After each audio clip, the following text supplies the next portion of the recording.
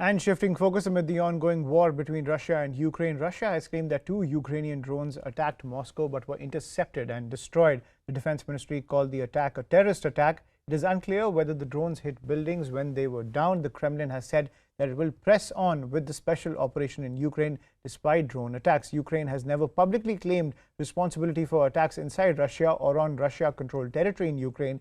However, Ukraine has said that destroying Russia's military infrastructure helps Kiev's counter-offensive. The attack came a day after a Russian missile attack on the Black Sea port of Odessa. Мы неоднократно заявляли и можем это повторить. Наши вооруженные силы никогда не наносят ударов по объектам социальной инфраструктуры или тем более храмам, церквям и другим подобным объектам. Поэтому подобные обвинения мы не принимаем. Это является абсолютной неправдой. Там речь идет об антиракетах, собственно, которые были выпущены и которые сами разрушили этот храм. Right, and I'm joined by Fred Weir on the broadcast. Thank you, Mr. Weir, for joining us on CNN News 18. When it comes to the ongoing conflict between Russia and Ukraine, with all these drone attacks coming on from both sides, you see this very protracted warfare taking place between Russia and Ukraine, where there is a push and pull when it comes to who controls what territory. Where do you see this conflict headed in the months to come? It's very hard to say. We have a terrible case of the fog of war, and it's badly aggravated by just, waves of disinformation and misinformation and the accusations back and forth that accompany it. So what we can see, I guess, is that the summer offensive is playing out. The battles, this is the fighting season in this part of the world, and the battles are bloody and horrific, but inconclusive in any strategic way. And I think the mathematics are pretty clear by now that Ukraine really doesn't have the means to overcome Russian defenses along that 1,000-kilometer line. So probably we're going to see this play out until the mud season returns, probably around October.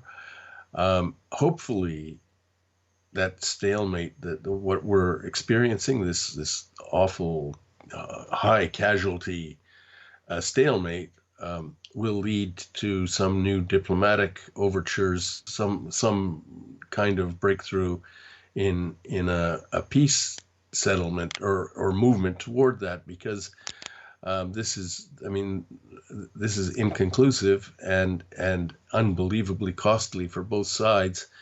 One gets the feeling that it just can't keep going on like this. Right, but when it comes to Western support for Ukraine, we can see that they're pumping in a lot of arms, a lot of financial aid is also going to the Ukrainian forces. Do you think that currently the Western strategy when it comes to taking on Putin is to wear down his war machine? How has this entire conflict that has raged on over a year impacted Putin's hold on power in Russia? Well, I don't think it has. Yes, the West is deeply supportive of Ukraine, and they're scraping the bottom of the barrel of their own military supplies and stockpiles to keep pouring in supplies. But one thing that I guess doesn't get covered quite as much is that Russia has gone onto a war footing in the past year, especially since it suffered those setbacks last summer and autumn on the battlefield. It's partially mobilized, greatly increased its forces. It has ended that situation, which was last year, where you had like mercenaries and contract soldiers and separatist militias doing most of the fighting. Now the Russian regular army mans the entire 1,000-kilometer line. The Russian economy is ratcheting up to a war footing. I read in the news the other day that the Uralvagenzavod tank factory in the Urals is producing 100 T-90 tanks a month. Like there is a curve, an upward curve that happens when countries go to war. There's a dynamic that Russia is now completely engaged in. I personally think that if the Putin government was going to fall, if it was going to collapse or the front line was going to collapse, that would have happened last fall when they suffered those reverses on the battlefield.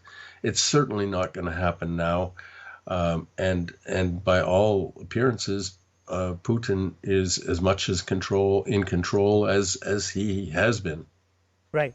And my final question, Mr. Weir, when it comes to this entire conflict, and you're pointing out that a diplomatic solution is inevitable because it can't go on, what third-party nation do you see trying to bring both the sides together to come to a solution? And do you think that at the end of the day, there will be a creation of a buffer zone between these two nations, and that is the only practical solution to this conflict?